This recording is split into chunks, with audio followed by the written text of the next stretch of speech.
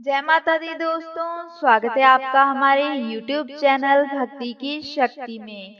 दोस्तों, आज हम आपको सोमवती अमावस्या के व्रत की कथा सुनाने जा रहे हैं। तो चलिए शुरू करते हैं। सबसे पहले जानते हैं कि सोमवती अमावस्या क्या होती है। जो अमावस्या सोमवार के दिन पड़ती है, उसे सोमवती अमावस्या के नाम से जाना जाता है। हिंदू धर्म के अनुसार इस अमावस्या का बहुत ही महत्व है और जो स्त्रियां इस दिन उपवास करती हैं, उनके लिए ये बहुत ही फलदायी और शुभ होता है। संतान प्राप्ति और अपने पति की दीर्घ आयु के लिए यह व्रत किया जाता है। इस दिन दान में 108 वस्त्र 11 वस्त्रों का दान किया जाता है। यह दान अपनी समर्था के अनुसार किया जाता है। अगर आप किसी तुलनीय चीज का दान कर रहे हैं, तो उसमें आप 1.25 किलो, 5.25 किलो, 7.25 किलो इस प्रकार से दान कर सकते हैं। तो चलिए अब आपको सुनाते हैं सोमवती अमावस्या व्रत की कथा। एक साहूकार के 7 बेटे और एक बेटी थी। साहूकार के 7 बेटों का विवाह हो चुका था। उनके घर रोज सवेरे एक ब्राह्मण भिक्षा मांगने आया करता था। जब भी साहूकार की कोई बहू या सेठानी उसे भिक्षा देती, तो वह उन्हें आशीर्वाद देता और कहता, सेली हो जे, सपूती हो जे, अपने पति के कांधे राज करीजे। इसका अर्थ है तुम्हें सौभाग्य की और पुत्रों की प्राप्ति हो और अपने पति के सर पर तुम राज करो। पर जब भी साहूकार की बेटी भिक्षा देती, तो वह उसे आशीर्वाद देता और कहता, सेली हो जे, सुखी हो जे, अपने भाई भौजाई के कांधे राज करीजे। इसका अर्थ है तुम्हें धन धान्य की कोई कमी ना हो और तुम अपने भाई और भौजाई के कांधे पर राज करो।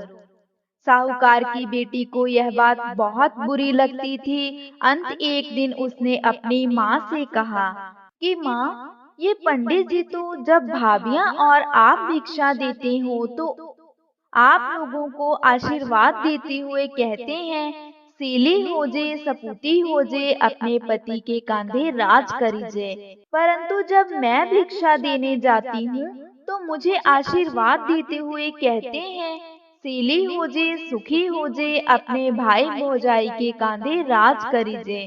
तब उसकी माँ ने कहा कि तुम कल भिक्षा देने जाना। जब वो तुम्हें ये आशीर्वाद देंगे, तो मैं उनसे ऐसा करने का कारण पूछूंगी। अगले दिन पंडित जी जब भिक्षा लेने आए, तो माँ ने बेटी को भिक्षा देने भेजा और जब पंडित जी ने आशीर्वाद दिया, तो उसकी माँ वहाँ आ गई और पंडित जी से कहने लगी कि आप इसे ऐसा आशीर्वाद क्यों दे रहे हो? आप इसे सुहाग का आशीर्वाद क्यों नहीं देते? तो पंडित जी ने कहा कि इसकी किस्मत में सुहाग नहीं है, इसीलिए मैं इसे ये आशीर्वाद देता हूँ। तब सेठानी ने पंडित जी से पूछा कि इसका कोई उपाय बताएं, ताकि इसका विवाह हो और ये सुहागन बन सके। तब पंडित जी ने अपने पोथी पुराण खोलकर देखे और कहा कि एक उपाय है। यदि सोना धोबन इसकी शादी में आकर अपना आशीर्वाद इसको दे, तो यह सदा सुहागन रहेगी। इसके बाद उसकी माँ पूछती है कि सोना धोबन कहाँ रहती है? तो पंडित जी कहते हैं कि 7 समुंदर पार सोना धोबन का गांव है। तो सेठानी अपने बेटों से कहती है कि सोना धोबन के गांव उसकी बहन को लेकर जाना है। 6 बेटे तो मना कर देते हैं, परंतु 7वां बेटा तैयार हो जाता है। दोनों भाई बहन सोना धोबन के गांव के लिए रवाना हो जाते हैं और समुद्र किनारे पहुंच जाते हैं। वहां समुद्र पार करने के लिए दोनों एक पेड़ के नीचे बैठे होते हैं। उसी समय पेड़ के नीचे बांबे में से, बांबे अर्थात सांप की बिल, उसमें से एक सांप निकलता है और पेड़ पर चढ़ने लगता है। उसी समय बहन की नजर उस सांप पर पड़ जाती है। तो वह अपने भाई से कहती है कि देखो भैया, किसी पक्षी के अंडे पेड़ पर हैं, जिसे यह सांप मार कर खा जाएगा। बेचारे अपने बच्चे ना पाकर कितना दुखी होंगे। तब भाई उस सांप को मारकर वहीं टोकरी से ढक देता है। वह अंडे हंस हंसनी के होते हैं। शाम को जब हंस हंसनी आते हैं तो आज उन्हें अपने अंडे घोंसले में सही सलामत रखे मिलते हैं। हंसनी खुश होकर कहती है कि रोज तो कोई पापी हमारे अंडे मारकर खा जाता था, लेकिन आज ये सही सलामत हैं। तब वह बहन उन्हें टोकरी के नीचे पड़ा सांप दिखाती है और कहती है, ये सांप आपके अंडे खा जाता था, आज हमने इसे मार दिया। इससे हंस हंसनी बहुत खुश होते हैं और उन्हें अगले दिन अपनी पीठ पर बैठाकर समुद्र के पार सोना धोबन के गांव में छोड़ देते हैं। सोना धोबन का भी बहुत बड़ा परिवार था, जिसमें उसके बेटे बहुएं सब साथ में रहते थे। साहूकार का बेटा बेटी भी गांव में एक घर लेकर रहने लगे। रोज रात को साहूकार की बेटी सोना धोबन के घर जाती और खाना पानी, बर्तन साफ करना, कपड़े धोना, घुट्टी पीसना सब काम करके सुबह होते होते अपने घर आ जाती थी। इस तरह कई दिन तक यह चलता रहा। एक दिन सोना धोबन ने अपनी बहुओं से पूछा, आजकल तुम्हारी लड़ाई झगड़े की आवाज नहीं आती, क्या बात है? तो सब बहुएं बोली कि माँ जी, हमें सारा काम किया हुआ मिल जाता है तो हम क्यों झगड़े। इस पर सोना धोबन ने पूछा, कौन करता है सारा काम? बहुएं बोली, हमें क्या पता। तो सोना धोबन ने पता लगाने का निश्चय किया और वह रात भर जागती रही। पर जब वह लड़की उसके कमरे में उसका कमरा साफ करने के लिए आई, तब उसे नींद आ जाती है। दूसरे दिन सोना धोबन की बहुएं उससे पूछती हैं कि मासा, आपको पता चला कि कौन सारा काम करके जाता है?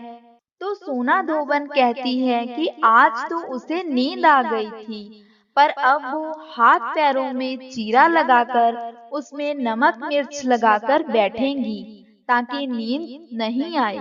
और वह रात भर जागती रही।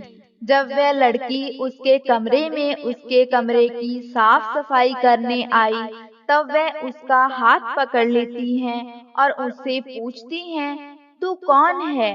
भूत है या कोई चुड़ैल है? तब लड़की कहती है, मैं एक साहूकार की लड़की हूँ। सवेरे मेरा भाई आकर आपसे बात करेगा। सवेरे उसका भाई आकर सारी बात बताता है तो सोना धोबन उसकी शादी में आने को तैयार हो जाती हैं और उनसे कहती हैं कि आप लड़का ढूंढो और शादी तय करो। उसके बाद जब शादी तय हो जाए तब आप मुझे न्योता दे देना, मैं शादी के दिन आ जाऊंगी। वे दोनों भाई बहन अपने घर आ जाती हैं और बहन के लिए लड़का ढूंढकर शादी की तारीख पक्की करते हैं। इसके बाद सोना धोबन को भी न्योता भेज दिया जाता है। शादी के दिन फेरे के ठीक बाद दूल्हा मर जाता है। तब सोना धोबन संकल्प लेकर दूल्हे के मुंह में पानी डालती है तो वह उठकर बैठ जाता है और सोना धोबन उसी समय घर जाने को कहती है तो सब उसे रुकने के लिए कहते हैं, किंतु वह मना कर देती हैं। सब उन्हें विदाई के लिए सामान देते हैं तो वह मना कर देती हैं और केवल मंडप की एक चवरी चवरी अर्थात जो मंडप में रखे हुए मिट्टी के मटके होते हैं उन्हें कहा जाता है, लेती हैं। अगले दिन सोमवती अमावस्या होती है। सोना धोबन समुद्र किनारे ही सोमवती अमावस्या की पूजन करती हैं। वह हमेशा सोमवती अमावस्या को 108 वस्तुओं का दान देती थीं। आज उनके पास कुछ नहीं था तो उन्होंने मंडप की चवरी की 108 टुकड़े किए और उसमें समुद्र किनारे की मुट्ठी मुट्ठी रेत रखकर संकल्प लेती हैं कि आज के पहले मैंने जितने भी सोमवती अमावस्या के व्रत किए वह तो साहूकार की बेटी के पति को दिए, पर आज जो व्रत किया उसका फल मेरे पति को देना।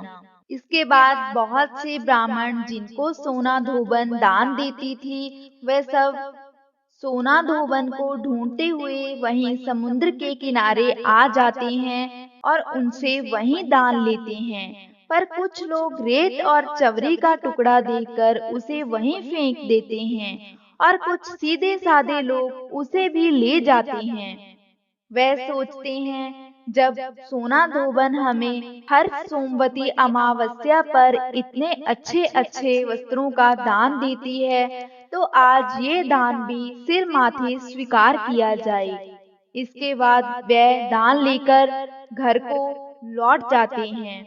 जब वे ब्राह्मण घर जाते हैं तब वे देखते हैं जो चवरी का टुकड़ा था वह सोना और जो रेत थी वह हीरे बन जाते हैं। जो ब्राह्मण उसे फेंक देते हैं वह बाद में पछताते हैं कि उन्होंने ऐसा क्यों किया, उन्होंने उस दान को क्यों फेंका। अब सोना धुवन घर पहुंचती है तो वहां रोना धोना मचा हुआ होता है। सोना धोबन का पति मर जाता है। उन्होंने जाने से पहले घर में सबको बोल दिया था कि मेरे पीछे से कुछ हो जाए तो वैसा ही रहने देना। सोना धोबन घर पहुंचते ही संकल्प लेती है कि आज से पहले की सोमवती अमावस्या का फल उस साहूकार की बेटी के पति को दिया और आज के व्रत का फल मेरे पति को लगे, कहकर अपने पति के मुंह में जल डालती हैं। इसके बाद उसका पति उठकर बैठ जाता है। तो दोस्तों ये थी सोमवती अमावस्या की कथा। हे ईश्वर, सोमवती अमावस्या व्रत का जैसा फल आपने दो सुहागन स्त्रियों को दिया वैसा सबको देना। कथा अधूरी हो तो पूरी करना, पूरी हो तो इसका मान करना। कथा सुनने वाले का भी भला और कथा सुनाने वाले का भी भला। तो दोस्तों ये थी हमारी आज की सोमवती अमावस्या व्रत की कथा।